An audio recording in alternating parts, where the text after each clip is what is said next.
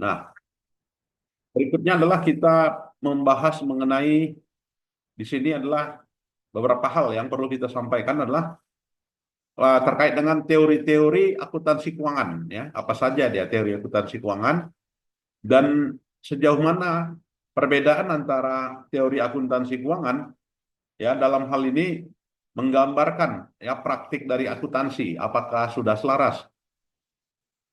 Ya, kemudian juga teori di sini termasuk di dalamnya adalah mengembangkan beberapa nilai-nilai ya yang terkait di dalamnya berupa ada yang namanya nilai pertimbangan ya, judgment. Nah, ini diperlukan juga di dalam pengembangan teori akuntansi. Dan kita juga mengkritisi dan juga mengevaluasi teori itu sebelum diterapkan ya. Nah, apa itu teori ya? Nah, ini sudah dijelaskan kemarin di mana teori itu adalah hubungan ya, hubungan antara set-set hipotesis hipotetikal, kemudian konseptual dan juga prinsip pragmatis ya dari kerangka umum yang mengacu kepada praktik di lapangan. Ini menurut Hendriksen ya. Jadi kita yang namanya teori itu konsep yang dipraktikkan ya, yang ada di lapangan. Nah, ini. Dan yang namanya accounting itu ilmu apa gitu ya. Nah, accounting itu adalah ilmu aktivitas manusia gitu ya. Di mana teori dari accounting di sini mencakup ya perilaku orang ya. Ya, perilaku orang yang berkaitan dengan informasi akuntansi ya. Jadi nanti kalau ada informasi akuntansi misalnya informasi laba gitu kan. Sejauh mana reaksi ya, sejauh mana perilaku gitu ya terkait dengan informasi akuntansi yang dikirimkan gitu ya.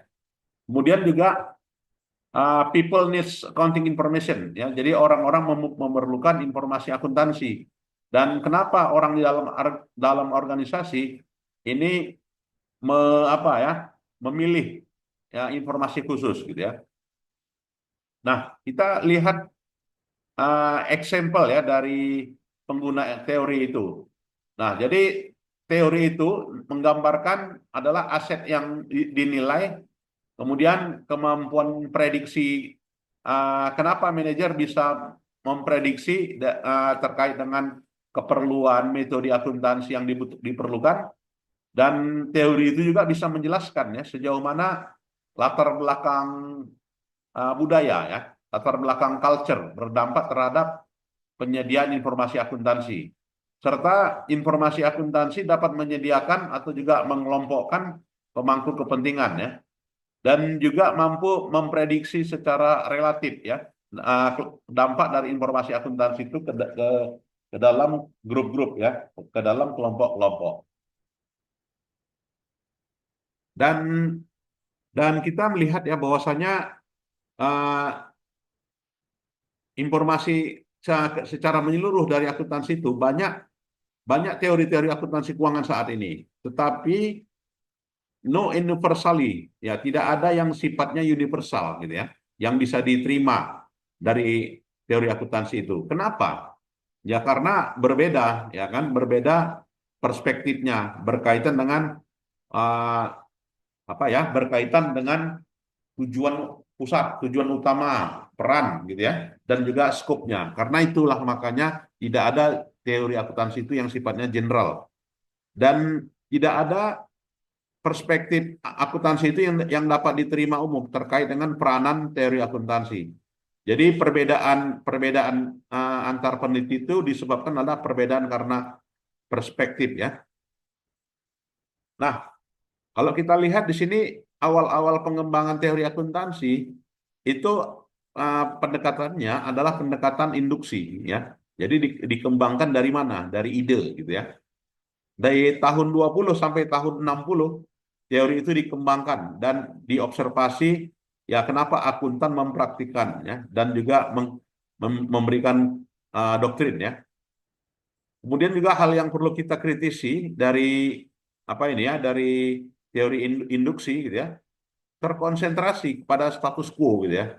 Kenapa dia terkonsentrasi pada status quo? Karena reaksi ya kan atau juga sikap itu tidak dapat menyediakan ya kemudian menyediakan praktik yang berlaku ya untuk mengevaluasi dan juga mengimprovisasi untuk menyimpulkan yang bersifat umum ya. Jadi semuanya menggunakan asumsi ya, dan asumsi itu mayoritas banyak dipraktikkan. Jadi perspektif inilah yang disebut dengan perspektif Darwinism. Nah, contoh pendekatan induktif ya dari pengembangan teori ini. Di antaranya adalah pendekatan Grady ya tahun 65 yang dalam hal ini bagian dari komisi ICPE. Nah, dari komisi ICPE ini melahirkan apa yang namanya APB Statement nomor 4, konsep dasar gitu ya, dan juga prinsip akuntansi yang mengacu kepada ya penerapan laporan keuangan ya yang direfleksikan secara umum prinsip akuntansi yang dapat diterima umum. Nah, pengembangan teori akuntansi di tahun 60 sampai dengan tahun 70 gitu ya. Ini mencakup bagaimana teori normatif. Nah, jadi kalau yang namanya teori normatif itu dikembangkan pada tahun apa ya? Dikembangkan pada tahun 60-an ya, pada tahun 70-an gitu ya. Nah, ini. Kemudian apa ya? Uh, not driven ya, not driven by existing practice. Ya, artinya tidak ada pemicu gitu ya, keberlangsung praktiknya. Dan juga mengkritisi teori secara historis yang namanya akuntansi biaya ini menyediakan atau juga mengimprovisasi pendekatan untuk penilaian evaluasi aset dan terutama dapat dimanfaatkan pada masa inflasi ya. Nah, dalam pengembangan teori akuntansi ini disebut dengan preskriptif teori. Nah, preskriptif teori ini bagaimana? Tahun 61 dan tahun 62 dipelajari oleh Moniz dan juga Spruce and Moniz Commission ya dalam Accounting Research Division ICPE, di mana author menyampaikan ya ukuran sistem akuntansi dapat mengubah ya dari prinsip biaya historis berdasarkan pada nilai saat ini atau nilai wajar ya. Nah, tidak ada dukungan ya dari ICPA di sini secara radikal ya terkait dengan current practice ini. Jadi memang pada tahun 91 62 biaya historis ini tetap diterima umum gitu ya. Jadi current value itu belum diterima umum. Kira-kira begitu ya. Nah, bagaimana pengembangan teori akuntansi tahun 70-an? Nah, ada riset ya. Riset yang bertujuan dan juga menjelaskan kemampuan prediksi ya praktik akuntansi itu dibanding dengan apa ya particular practice ya khusus praktik-praktik yang khusus. Nah, inilah disebut dengan positif teori. Ya, positif teori di mana positif teori ini memprediksi atau juga menjelaskan ya fenomena-fenomena khusus diawali dari asumsi, yaitu asumsinya adalah asumsi logical deduction yang dapat memprediksi. Jika prediksi itu tercukupi ya secara akurat dapat diuji dalam sebuah observasi, maka di sini disampaikan atau juga dijelaskan terkait dengan hal itu ya. Nah, yang namanya positive accounting theory, siapa sih pionir pengembangnya? Ya, pionir pengembangannya adalah Watts and Zimmerman ya. Jadi Watt and Zimmerman inilah pertama kalinya dia bisa menggunakan ya data akuntansi untuk apa? Untuk memprediksi ya, untuk menjelaskan ya bagaimana cara mengadopsi metode-metode akuntansi yang dipilihnya dibanding dengan yang lainnya, gitu kan? Preference to other. Didasari pada apa? Rasionalitas ekonomi perorangan. Nah, jadi rasionalitas ekonomi perorangan itu asumsinya apa?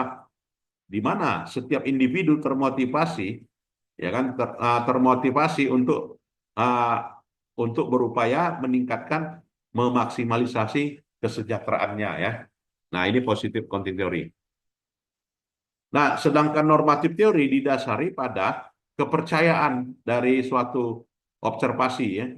Jadi mengacu kepada hal-hal yang sudah lumrah ya kan, yang sudah normatif, yang dalam hal ini melanjutkan dari prinsip yang terkandung di dalam Contemporary Accounting, ya, COCOA, ya, by Raymond Chambers, di mana harus mengevaluasi uh, dan juga merefleksi praktik akuntansi akrual, ya. Nah, kalau yang namanya normatif teori, ya, yang bukan dari positive accounting teori, itu landasan dasarnya adalah kebenaran teori pendapatan, gitu ya, teori penghasilan, gitu ya, di mana diasumsikan peranan akuntansi di sini menyediakan ukuran tunggal terbaik, ya kan, untuk laba. Itulah laba namanya kan. Jadi labalah diagung-agungkan, sehingga eh, karena laba diagung-agungkan ada pemanfaatnya. Pemanfaatnya itulah para pengguna, gitu kan, sehingga dimanfaatkan oleh para pengguna, menimbulkan teori yang lain, ya, dalam normatif teori yang namanya decision usefulness theory. Nah, di mana decision usefulness theory sini bagaimana menjadikan informasi, gitu ya, kepada user didasari pada asumsi-asumsi dalam pengambilan keputusan. Nah, itu ya. Nah, teori pengambil keputusan, manfaat pengambil keputusan didasari pada decision maker emphasis, ya. Artinya fakta pengambil keputusan, ya, di mana mereka melakukan riset untuk apa, ya, untuk mendapatkan informasi apa yang mau dibutuhkan, dan pengetahuan ini digunakan, ya, terkait dengan informasi yang diterapkan. Jadi decision model emphasis di sini mengembangkan model yang didasari pada persepsi, ya, terkait dengan keefisienan dalam pengambilan keputusan. Nah, dalam mengevaluasi mengevaluasi teori akuntansi di sini, pelajar, gitu ya, ini harus membayangkan, ya, atau dapat menggambarkan sistem merit, ya, di mana diargumentasikan uh, dalam beberapa riset-riset. Dan riset-riset sini mengadopsi, ya, beberapa alternatif yang mendukung dari riset dan juga perspektif teori. Dan kemudian juga revolusinya Kuhn, ya. Nah, revolusinya Kuhn ini mengembangkan lebih lebih lanjut, ya, tentang pengetahuan, di mana teori bisa menggantikan para penulis peneliti, gitu ya, terkait dengan paradigmanya di antara berbagai alternatif. Jadi kemungkinannya adalah kemampuan menjelaskan, ya, kenapa researcher di sini uh, secara kredibilitas punya beberapa alternatif alternatif, ya. Akan tetapi tidak ada teori akuntansi yang dalam hal ini tunggal, gitu ya, tetapi tetap banyak di apa kan, ya, banyak alternatif yang merupakan menjadi pilihan. Nah, ini, ya. Baik, mungkin ada yang mau diskusi, silakan adik-adik sekalian.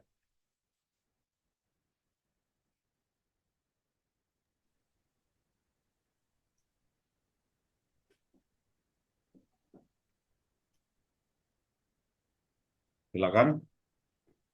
Baik, berikutnya. Nah, ada apa gini, ya? Ada kritisi, ya, upaya mengkritisi terkait dengan keberadaan positive accounting theory ini, yaitu di mana positive accounting theory di sini bagi akuntan ini mengkritisi terkait dengan ketidaktersediaannya gambaran, ya. Jadi keputusan itu tidak tersedia yang dapat mengeliminasi, ya, kebutuhan akuntan dari beberapa uh, pendukungnya terkait dengan praktik-praktik akuntan itu. Jadi yang namanya positive accounting theory ini selalu apa, gitu ya, selalu selalu menjadi norma, gitu ya.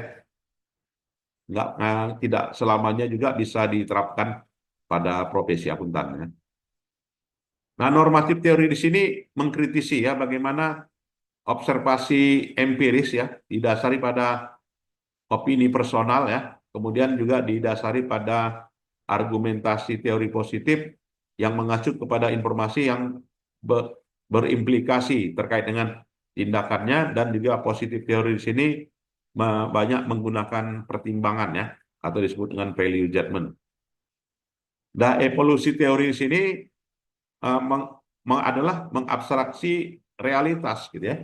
Setelah mengabstraksi realitas, maka memilih teori mana salah satunya yang merupakan pilihan yang didasari pada nilai pertimbangan. Jadi tidak hanya berharap pada penjelasan ya atau juga memprediksi perilaku manusia, akan tetapi juga berdasarkan pada kebutuhan informasi apa yang mau diperlukan ya. Jadi dalam mengevaluasi teori ini gitu ya didasari pada ini ya pada evaluasi di mana diperlukan asumsi yang terpusat ya dari teori tersebut dan dapat menerima didukung oleh bukti-bukti yang ada ya. Dan dari apa ini gitu ya, dari positive accounting theory gitu ya, ini lahir dari logika gitu ya. Jadi yang argumen yang bisa diterima didasari pada keakuratannya dari premis ya.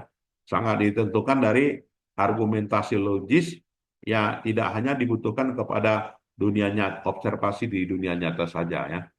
Maka di sini perlulah asumsi gitu ya. Nah, peranan asumsi di sini membangun kerangka logis gitu ya. Dan Toles tahun 74 mengidentifikasi ada ketidakjujuran gitu ya, terkait dengan dukungan menyatakan argumentasi. Pertama, karena emosional. Yang kedua, karena berimplikasi pada nilai benar. Kemudian yang ketiga pada apa ya, terkait dengan isu-isu yang timbul. Yang keempat, terkait dengan spekulatif argumen. Yang kelima, terkait dengan kredensial false kredensial dan juga terkait dengan otoritas ya. Nah, kenapa kita mempelajari teori akuntansi? Ya, tujuannya adalah mempelajari aturan ya, panduan atau juga guideline atau rule gitu ya, terkait dengan praktik akuntansi keuangan.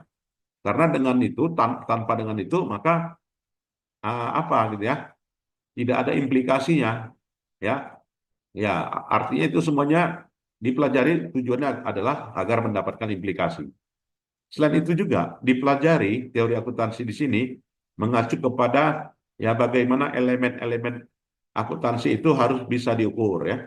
Kemudian memotivasi organisasi dapat menyediakan tipe-tipe informasi yang diperlukan ya. Selain itu juga teori akuntansi dipelajari untuk motivasi gitu ya. Motivasi apa? Melobi gitu ya. Kemudian juga punya implikasi ya, implikasi ke organisasi. Kemudian juga bagaimana tipe ya pasar modal itu bereaksi atas eh, atas informasi-informasi khusus gitu ya. Dan juga menggunakan ukuran kebenarannya daripada laba. Oke. Nah, itulah ya beberapa hal-hal yang perlu kita bahas di sini. Ya, silakan mungkin ada yang mau kita diskusikan.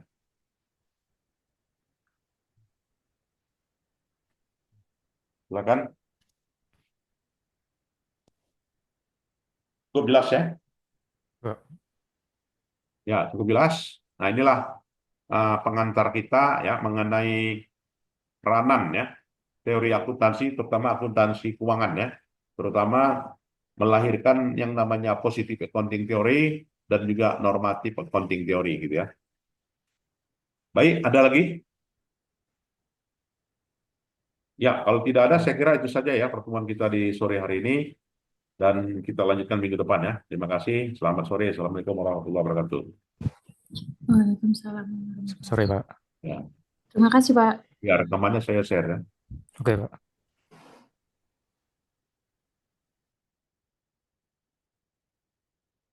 Boleh meninggalkan ruangan.